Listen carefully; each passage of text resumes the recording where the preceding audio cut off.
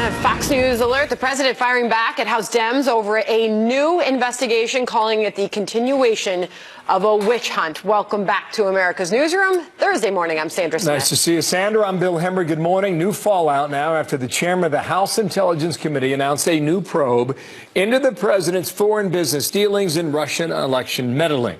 The president tweeting this, so now Congressman Adam Schiff announces, after having found zero Russian collusion, that he's going to be looking at every aspect of my life, both financial and personal, even though there was no reason to be doing so.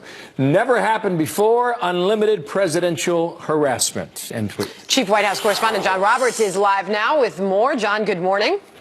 You'll remember it was a line in the State of the Union address on Tuesday night that drew some murmurs from the Democratic side of the House when the president uttered it, saying that it would potentially jeopardize the economic future of the country if, among other things, Congress were to pursue what he called ridiculous partisan investigations. But Democrats seem to simply brush off those warnings because Adam Schiff, the chairman of the House Intelligence Committee, literally the next morning poked a finger in the president's eye, announcing that not only would his committee be looking into possible connections between the Trump campaign and Russia, which Mueller and the intelligence committees have been looking into, but also look into the president's personal financial dealings to see whether or not financial considerations are driving any of the president's decisions. Listen here. Will allow us to investigate any credible allegation that financial interests or other interests are driving the decision-making of the president. We will be conducting our investigation to make sure that the country is protected. We will be doing so in concert with other committees.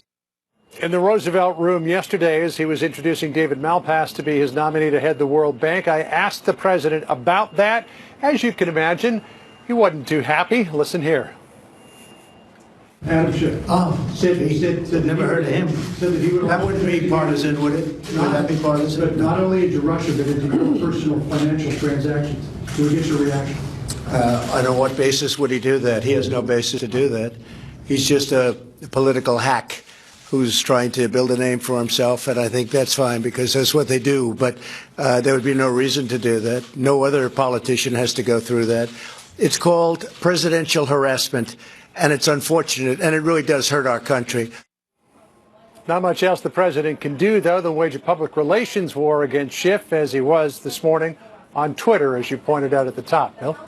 And it is me, John Roberts. The nomination, hey, Bill says hi, by the way. Yes. The nomination hearing, John, for Trump's nominee for AG, William Barr, it's under. Do we expect him to sail through this? What's going to happen there? Well, I don't know. It all depends on your definition of sail. The committee vote is now scheduled for about 12:45. It was supposed to be first thing this morning when they convened, but it's been pushed back. He will, at the very least, get through the committee on a party line vote and then move to a vote on the full floor of the Senate, probably sometime midweek. He did get a lot of bipartisan support back in 1991. Senator Chris Coons of Delaware says he's been carefully considering the Barr nomination, says he was encouraged that the president chose somebody who previously had led the department. However, Coons does have some concerns, writing in a statement, quote, "I remain troubled by the memo that Mr. Barr authored criticizing the special counsel's investigation into obstruction of justice.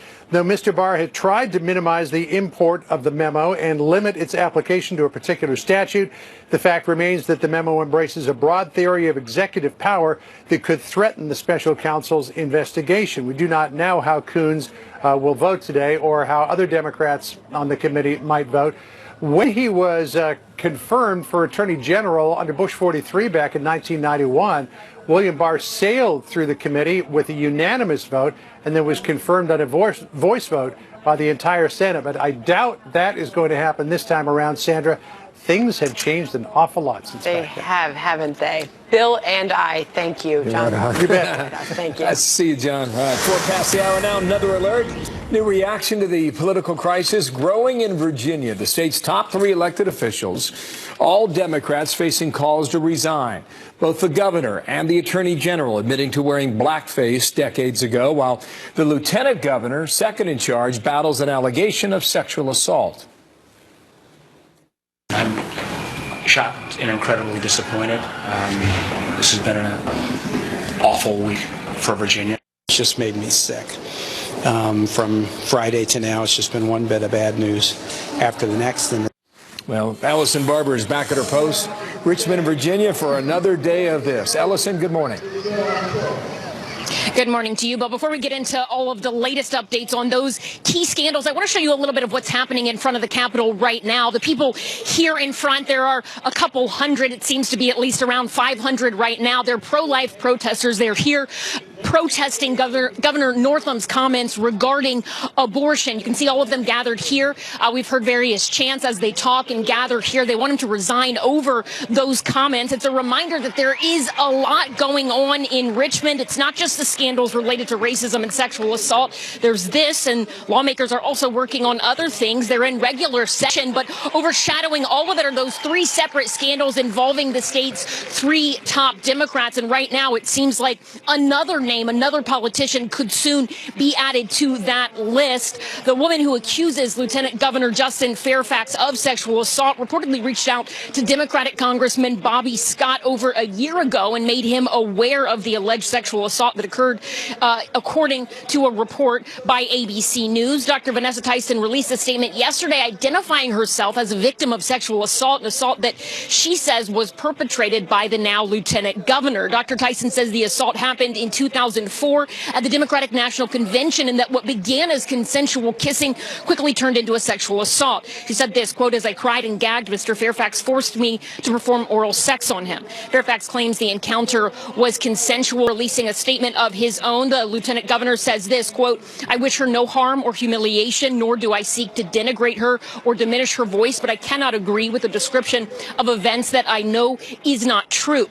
Hours before all of that, there was another statement, this one from Attorney General Mark Herring. He says he dressed in blackface as a college student when he and friends went to a party dressed as rappers. Herring says it was a one-time occurrence, one he is ashamed of and deeply regrets. He resigned as co-chair of the Democratic Attorneys General Association. No word on whether or not he will step down from his position as Attorney General. Herring called on Governor Ralph Northam to resign in light of racist yearbook photos that Northam apologized for participating in, and then claimed that he was not in them at all. It's certainly unusual to have this many shoes drop in a short period of time. I can't guarantee that if people had known this about Mark Herring or about Ralph Northam, that they would have gotten their party's nomination or that they would have even won their general election. There are calls for all three of those politicians to resign, Northam, Fairfax, and Herring, from political allies as well as political foes. Right now, the calls seem to be the loudest for Governor Northam to step down. Thanks, Bill. Allison. Allison Barber, Richmond, Virginia. We'll see what happens today. Thank you, Sandra. More on all this. Let's bring in Brett Baer, anchor a special report. Brett, good morning to you. Good morning, Sandra. Where does all of this go with Virginia? It's really an amazing political story, if you think about it. And I don't know where it goes. I think it's going to be interesting to see if any of these officials resign. I think most in jeopardy now, actually, is the lieutenant governor, who is facing a person who has a very detailed story, who's hired the attorneys for Dr. Christine Blasey Ford back from the Brett Kavanaugh days. It's being reported that the lieutenant governor has hired Brett Kavanaugh's attorneys, which is just a surreal turnabout on this whole thing. I do think that that is the most pressing of the issues. The other two, I think the governor is probably going to try to hang on as long as he can.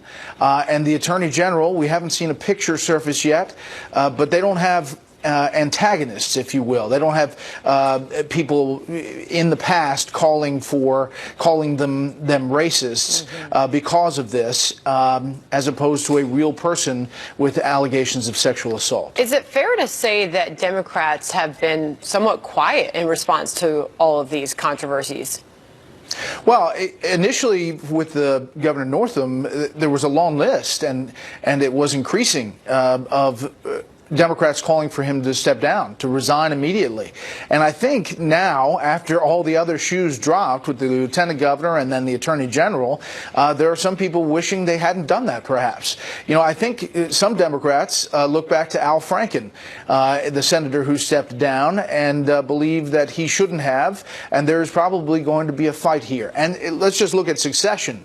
The fourth person is the Speaker of the House in Virginia, who has that position because of a tie tied race that was decided by pulling a name out of a bowl, and the decision to which party controlled the state House chamber was done because a judge ordered this to be decided by pulling a name out of a bowl. That's Virginia right now. It's pretty amazing. Well, Brett, we appreciate you coming on early this morning because you had a late night last night. You appeared on Stephen Colbert's program, and by the way, a delayed appearance, sadly because of that horrific accident you and your family were in out west, but happy ending. Here you are last night finally getting to sit down. How was that? It was good, mostly because I survived. And it was fun, and it's always good to talk about our news product on different kinds of shows, and it's one viewer at a time, Sandra. It's certainly certainly a different format, but we are so glad you and your family are well, and that you were able to bounce back and sit in that chair last night, and it was fun to see you there. Brett, thank you as always for coming on America's Newsroom. We'll see you tonight, 6 p.m. See you guys.